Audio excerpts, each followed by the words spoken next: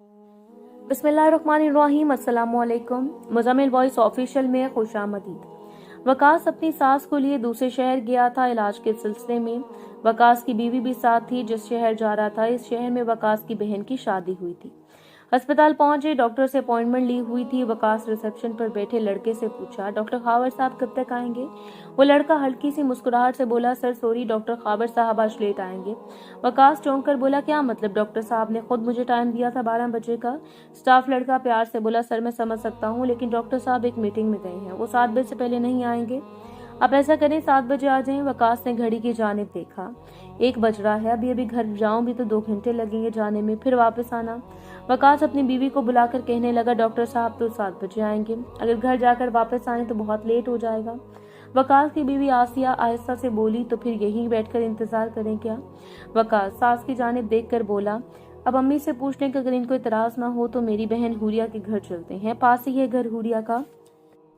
हुरिया के पांव पर चोट लगी थी, तब तीमारदारी के लिए नहीं आ सकता था, चलो इस बहाने हालचाल भी दरियाफ्त कर लेंगे। आसिया अम्मी की जानिब देखकर बोली, अच्छा मैं अम्मी से पूछ लूं, अगर वो मान जाती हैं तो चलते हैं। आसिया ने माँ को बताया, डॉक्टर तो लेट है, 7 बजे आएगा, तब तक हम यहाँ क्या करेंगे?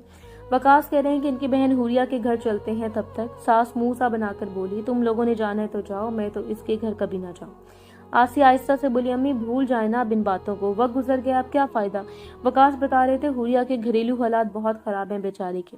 सास तंज करते हुए बोली, मेरे बेटे का रिश्ता तो बड़ी अकड़ से ठुकराया था, जैसे किसी वजीर के साथ शादी करेगी। कितनी बातें की थी जब मैं रिश्ता मांगने आई थी, मेरा तो दिल नहीं इसकी शक्ल भी देखने का। तुमने जाना है तो तुम दोनों चले जाओ, मैं यही इंतजार कर लेती हूँ। वकास बाहर खड़ा बहन से फोन पर बात कर रहा था। आसिया आहिस्ता बोली, वकास अम्मी तो कह रही हैं कि मैं यहीं इंतजार कर लेती हूँ, तुम दोनों हुरिया से मिलकर आ जाओ। हुरिया फोन पर बातें सुन रही थी। वकास आए हुरिया से कहा, हो सकता है मैं और आसिया तुम्हारी तरफ आए थोड़ी देर तक। इतने में सास ने आवाज दी, मैं भी साथ चलती हूँ, देखो तो सही कौन से महल में रह रही है और कितनी खुशहाल है। इधर हुरिया घर में अकेली थी, इसका शौहर काम पड़ गया था। हुरिया परेशान हो गई। भाई ने अचानक आने का बताया, अब क्या करूं? कहा भी था समीर से मुझे कि कुछ पैसे दे जाएं। समीर को कॉल किया, आप कहाँ हैं? समीर भी किसी काम से शहर से बाहर गया हुआ था। समीर ने बताया, मैं तो लाहौर आया हूँ। खैर है? हुरिया ने बताया कि मेरे पास पैसे नहीं हैं और अब आप भी घर पर नहीं हैं, वकास भाई और भाभी आ रहे हैं, क्या करूं? समीर प्यार से बोला, मेरी जान अब खुद देख लो, माशाल्लाह समझदार हो, कुछ ना कुछ कर लो। समीर ने फोन बंद किया। हुरिया ने देखा फ्रिज में एक आम पड़ा हुआ है और दूध का एक गिलास है। हुरिया ने कहा, चलो 2 गिलास जूस आराम से बन जाएगा, बर्फ ज्यादा डाल लूंगी। इतने में दरवाजे पर दस्तक हुई। हुरिया ने दरवाजा खोला, वकास से सलाम किया, सर पर हाथ फेरा, घर में दाखिल हुए। ये क्या? वकास ने तो कहा था हम 2 ही आएंगे, साथ वकास भाई की सास भी आ गई। हुरिया कुछ परेशान हो गई, अब क्या करूं? मैंने तो मुश्किल से 2 गिलास जूस अरेंज किया था, अब तीसरा क्या करूं? पहले ही बर्फ और पानी मिलाकर गुजारा किया था। सास हुरिया को देख रही थी।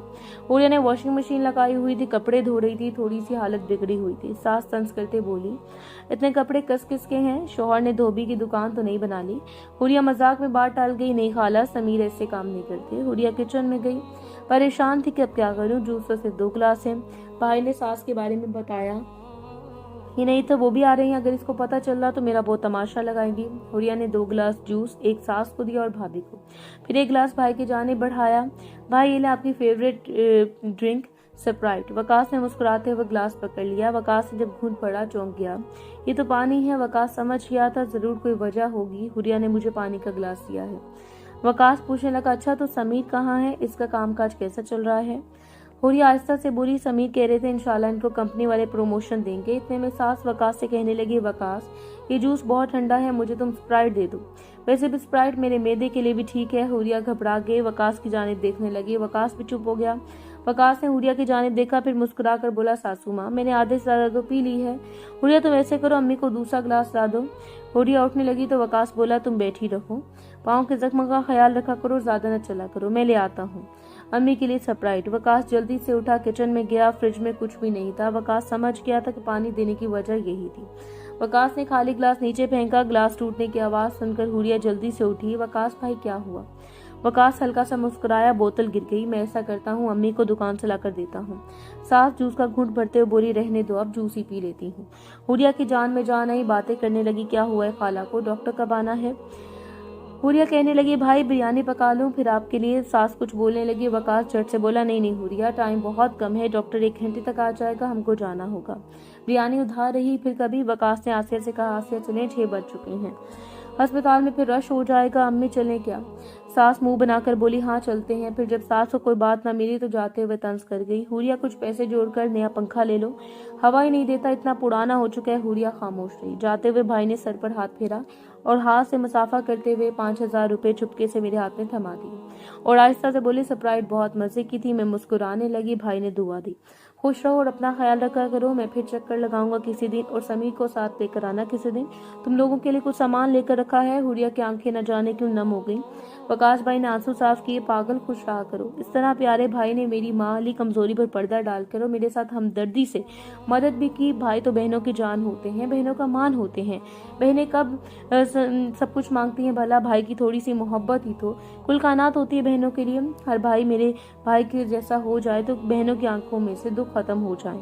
कभी बहनें लावारिस ना हो, बहनों के चमकते दमकते चेहरे देखने वाले होती हैं। जब वो भाई से मिल रही होती हैं, इनके चेहरे की रौनक काबिले दीद होती है और जब भाई करीब पहुंचकर इस शहर में पहुंचकर ना आने का कोई बहाना बता दे तो एकदम खामोश हो जाती हैं बहनें। बहनों से शफकत, मोहब्बत, हमदर्दी किया करो कि वो बाप का अक्स होती हैं, भाई में देखती हैं। वो मोहब्बत के साथ रहें, अपनी बहनों का खास ख्याल रखें और दूसरों की बहनों को इज्जत की निगाह से देखें कि ये हमारा मजहब और माशरे का सुनहरी असूल है।